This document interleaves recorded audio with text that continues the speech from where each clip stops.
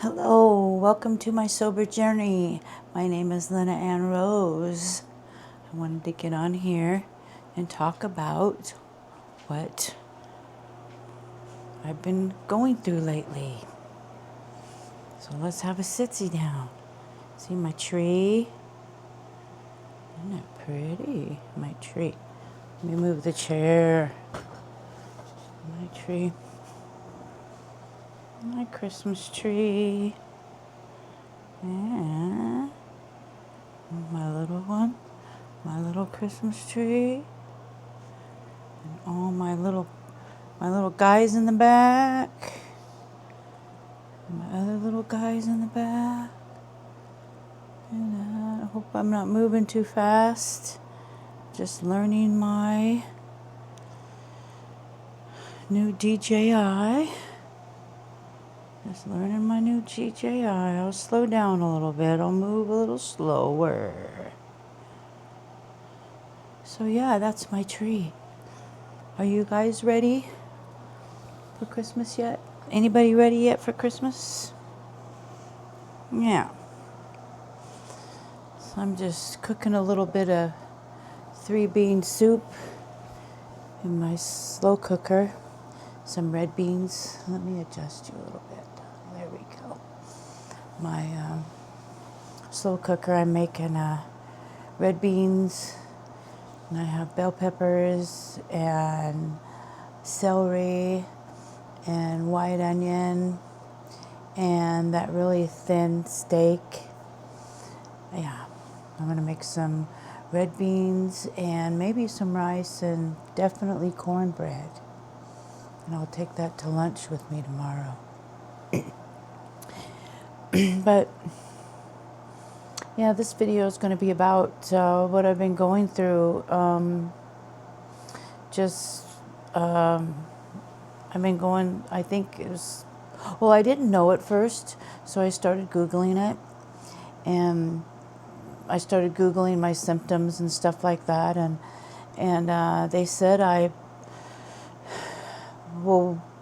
what I gathered from reading is that I've hit a plateau in sobriety where the excitement of every day staying sober, going through your first year, your second year, I just hit a plateau, I suppose. And but I was really in a bad place. And so I know a lot of it has to do because I'm an older lady and I've had a hysterectomy. Sorry, too much information. So my hormones are kind of out of whack. And one of the articles that I pulled up was maybe I need to, start focusing on my health, which I do because I gained a lot of weight in my sobriety. So I scheduled a doctor's appointment, and when I got there, I told my doctor I'm interested in HRT, hormone replacement therapy, and so she said okay, and I had to send her proof of my hysterectomy because she wasn't going to give me a physical because I don't have nothing to look at. I used to say they took the plumbing but left the playground. I know that's too much. But anyway, that's what I used to say. But yeah, so I got on these hormone therapy patches, and yeah, I'm more, my mind's more clearer. I haven't felt any anxiety. I've had a little bit of hot flashes and stuff like that. So it's gave me enough energy to focus on what I need to get done. Like, I need to start working out. I weighed in at 207 pounds, and I'm only 5'1", but now that I'm on my patches, I just feel so much better. I'm more clear-minded. I don't feel the doom and gloom that I was feeling. You know, they were calling it plateauing in your sobriety. I'm not feeling that anymore. But I continued to read about it, and, you know, my situation might be unique. But, you know, there's a lot of people that, you know, they plateau in their sobriety. They just, okay, 1 year, 2 year, 1 year, woohoo, 2 years, boop.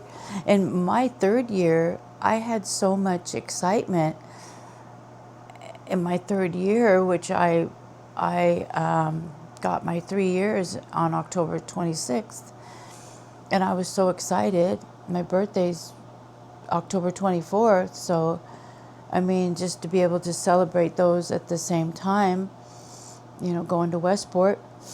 And I just had, there was just so much excitement. And I think that, you know, when I got home, I just went downhill, you know, and I hit rock bottom on that. So,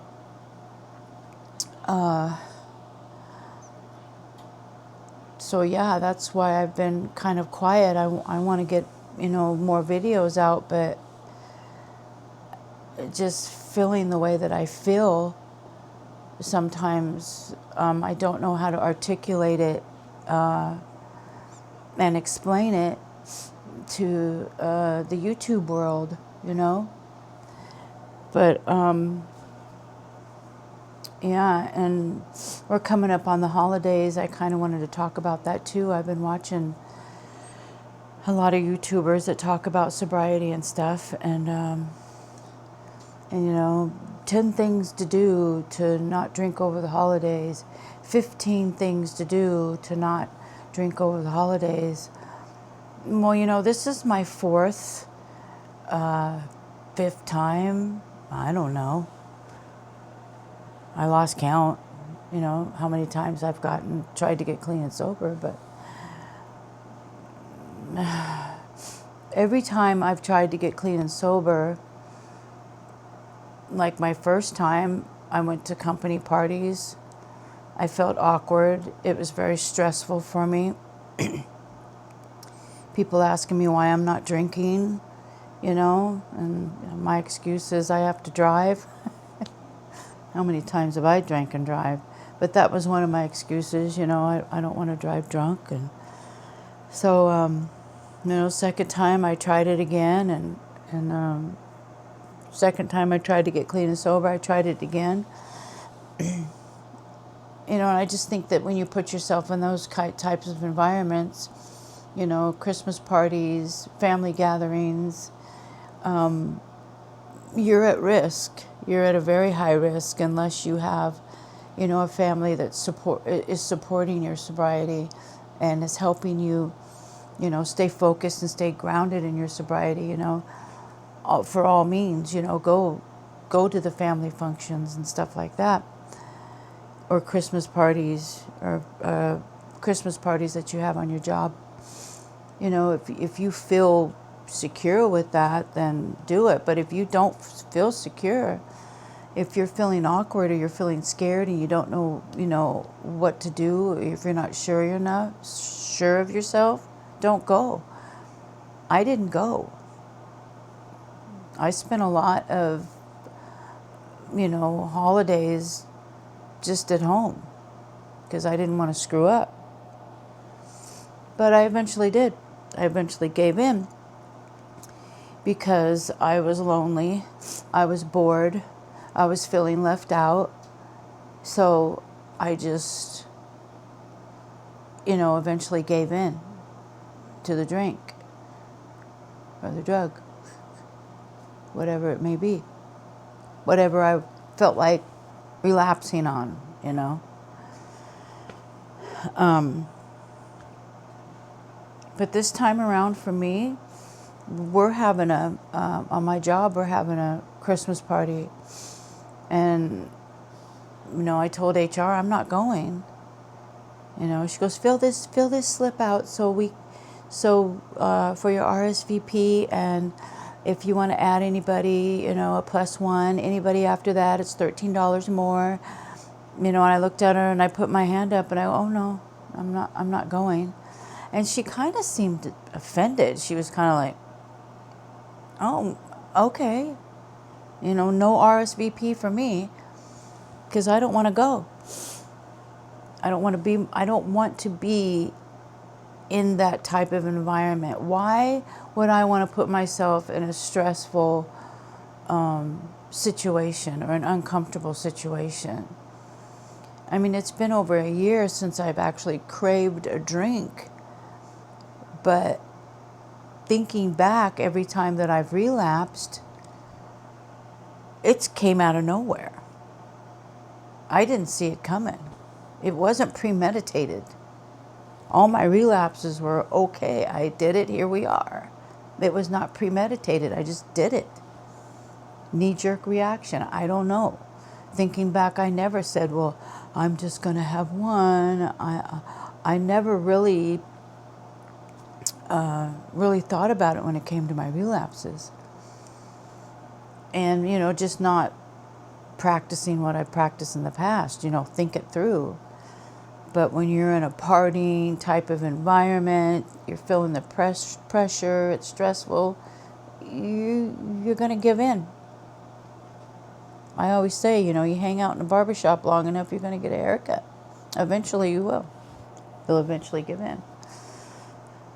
So this time around for me is I just don't go. And I don't care who it offends.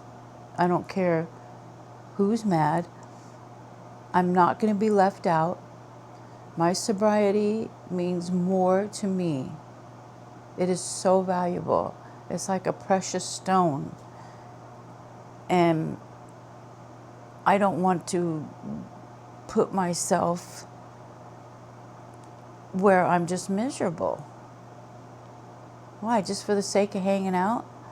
None of those people I'm hanging out with care for me. Oh, Lena, just go. You can give me your tickets because they're giving out tickets for the bar. You can give me your tickets. I looked at him and went, what? I'm not going. I'm not going to go. Why aren't you going to go? Well, don't you want to bring your granddaughter? No, I don't. I don't. But we are going on, I think it's the day after the Christmas party. It's a Saturday, the 12th. 12th. December the 6th. It's called Fantasy Lights. Up here in the Pacific Northwest. I stay in the Pierce County area. And it's called Spanaway Loop. And they set up all these beautiful lights. And you just sit in your car and you drive through and you set your radio at whatever radio station they tell you to tune into. And then you can listen to the lights. And I mean, it's cold down here, but I told my granddaughter I was going to open up the sunroof and let her poke her head out. She said, well, I don't know. I might have to ask Mom. I said, your mom will let you do it. She'll let you do it. But I am feeling a lot better. And, you know, as far as the holidays coming up, New Year's Eve used to be I know I'm all over the place. I'm sorry. Because it's my age. But anyway, New Year's Eve used to be really, really, really stressful for me. I mean, man, bringing in the new year. Man, it used to be really hard for me to not drink or you know, just not do anything, just not go out. It was maddening for me. But I tell you, my last 3 years, and I think I talked about this in another one of my videos, waking up sober the next day after you've been through a challenging situation, waking up the next day sober is so gratifying. It's like you conquered something so huge. I mean, for me, that's just, man. So now I'm chasing that feeling, because my first year in 2022, when I got sober in October, everything was around the corner. The next month was Thanksgiving. The next month was Christmas. The next month was New Year's Eve. And I fought through it. But I remember the feeling that I felt when I woke up January 1st, 2023, and I was sober. And I could actually enjoy the day. How many January 1st that I wake up where I was just, man, if I wasn't hugging the porcelain, I was hurting and I was tired. My mouth was dry and I was laying in bed and my head was pounding, you know? So I don't want to go through that. I don't want to go through that anymore. So I just wanted to get on here and, talk about, plateauing, the things that I was reading. It happens in everybody's journey through their sobriety, and it's going to happen. Things just kind of, the excitement wears off. I think in AA they call it the pink cloud. Be careful of that cloud, because if you fall off, you might relapse. And reading stuff that I forgot, I don't know why, but, reading that, for the last, couple of weeks. Well, I did try to put out a video, but when I was editing it, it froze, so. But I think my last video was like 2 weeks ago, but so through these whole 2 weeks, I've just been, thank God for Google. I don't know if I want to thank God for Google, but bless the person that invented Google. Okay, awkward silence. But I just been, I'm stuck in my sobriety. I'm not feeling excited. I'm not, and it just kept leading me back to, you've hit a plateau. And then I Googled, some stuff, literature from AA, and, they were talking about the pink cloud. And I'm like, oh my gosh, I remember the pink cloud. I remember them saying, you're feeling really good right now, but if you're feeling really good right now, but you better be careful, because if you fall off that pink cloud, you're going to relapse. So, fourth or fifth time, I'm not doing it again. I'm not going to do it again. And my older daughter's father he's really fighting hard. They found him passed out, where he lives, and they rushed him to the hospital. And all of his health issues are because of alcohol. And they're going to tell him, if you keep drinking, you're going to die. He stopped taking his medicine. They gave him, last time they sent him home with medicine, that medicine that you take that if you drink it makes you sick. I don't know the medical term for that, but he stopped taking his medicine. And I feel bad for my older daughter, that she has to go through that. And I seen myself going through that. That's why I quit. That's why I wanted to quit. But anyway, I'm going to get off here in a few. I hope you got something from my rambling video. If you get stuck in your sobriety and it's the excitement is worn off, and, you know, think about what your next move is going to be. My next move was getting